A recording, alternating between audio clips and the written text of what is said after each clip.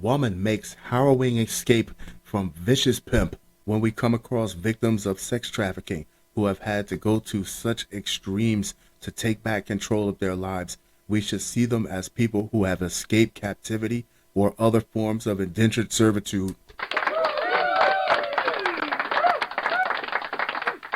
We should see them as a person who made a decision to not spend one more day in a hellish situation. A young woman made two harrowing attempts to escape her vicious pimp, including jumping out a third-story window before being rescued by a rideshare driver who engaged in a gunfight with the man. Prosecutors in Seattle said, if this didn't come from multiple news sources, there's absolutely no way you could have convinced me that this didn't come out of a book or a TV show.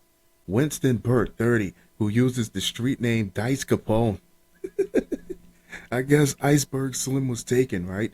Was arrested shortly afterward as he was leaving a rental home accompanied by other women he had trafficked. Authorities said the 20-year-old woman who escaped had been taken from California to Seattle to perform sex acts for money, prosecutors said in charging documents in King County Superior Court. She first tried to escape Burt by jumping nearly naked from the high window, they said. She finally succeeded after running from his car and sitting topless on a highway until the rideshare driver helped her. The woman, identified only by her initials HA, was taken to a hospital with injuries including black eyes, broken ribs, a broken leg, and spinal injuries. Respect to that young lady for seeing a way out no matter how small and taking it. Fortunately, she was picked up by that rideshare driver, because if that guy, Dice Capone, would have found her again, I seriously doubt he would have taken her to the hospital. Burt was being held on $750,000 bail and is set to be arraigned Thursday. It was not immediately clear if he had an attorney who might speak on his behalf. Details of the case were first reported by the Seattle Times. His street name was tattooed on the faces of at least two of the women he trafficked, branded them like animals, really, as a sort of brand. Exactly.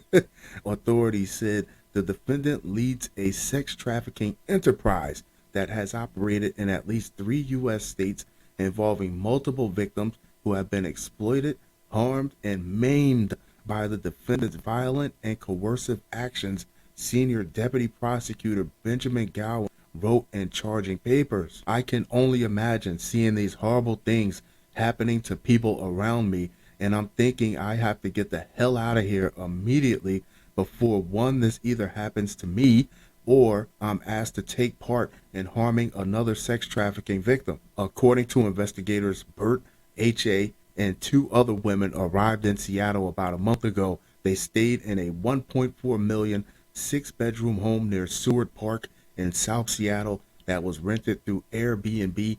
Burt would drive the women to a stretch of Aurora Avenue in North Seattle where prostitution is common and ensure they had rooms at a motel for their dates, the charging paper said. Each woman was expected to make at least $2,000 per day. They turned over all the money and he provided food. He didn't let them have any cash, food, clothing, and housing, and controlled them completely, the charging document said. I guess if he paid these women a living wage, they would be able to save their money and get the hell out of there over time, which would be bad for business for him. H.A. told police she had been working for Burt for about 4 months in California and Arizona, as well as Seattle, according to documents. It was only in the past few weeks, after she and another woman said they wanted to quit prostitution and return home, that he started beating her. She said, I wouldn't have told him a damn thing. I would have quiet quit. He attacked the other woman, identified as ST, in the rental home, kicking and pistol whipping her until her eyes swelled shut, prosecutors said, and he forced the other women to participate in the attack as well. On November 2nd, he similarly beat and pistol whipped HA after she said she wanted to leave, prosecutors said. Her lips split open so badly that it appeared to be hanging off her face, she told police. Honestly, if this is what comes along with staying, then what does anyone really have to lose by taking a chance on leaving? For 3 days after that, she remained stuck at the rental home, prosecutor said, with no phone, money, or anywhere to go. Her face was swollen and she suffered extreme rib pain. Saturday evening, Burt began punching her again and ordered her to take off her clothes he had given her. Gowan wrote, wearing only underwear, she tried to escape out the front door, but Burt picked her up and slammed her to the ground. He wrote, fearing she would be killed, she ran upstairs with Burt chasing her and then jumped from the third story window. Wow, I would not believe this really happened if somebody just told me this on the streets. She landed on the ground, hobbled onto the street, and flagged down a car with two women inside. As she spoke to them, the other young woman came outside saying that HA was offered medication, that she was having an episode, and that she would be okay. Seattle Police Detective Tammy Case wrote in an incident report, the forced HA into Burt's white Mercedes, telling the women who had stopped to help that they were taking her to a hospital. Instead, Burt drove them to the Emerald Motel on Aurora Avenue, where they had been previously trafficked, the charging paper said. Burt sent the others into the motel while HA, still wearing only her underwear, remained in the vehicle with him.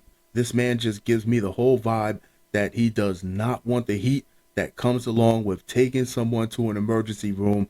He would probably let someone bleed out or worse and then just get rid of the evidence. He told her that he would let her leave, but that he would knock her teeth out first, the prosecutor wrote. She escaped from the car and ran across a 6-lane highway.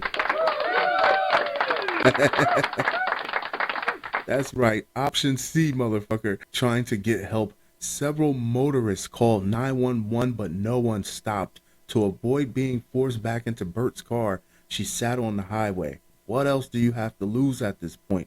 HA felt safer in the middle of a busy highway, practically naked at night, than being within arm's reach of the defendant. Absolutely, Gowan wrote. Surveillance video from a nearby business has corroborated HA's account of what happened. The rideshare driver stopped and told HA to get in his van. Burt pursued them, shooting at the van.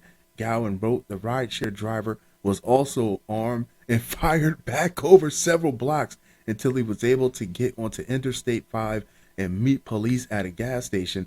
No one appears to have been struck by the bullets, but the van's windshield was riddled with holes. Police arrested Burt as he was leaving the rental home with the other women, the document said. He faces charges that include human trafficking, promoting prostitution, assault, and drive-by shooting, but given the expansive reach of the defendant's egregious behavior, additional charges are likely, Gowan wrote.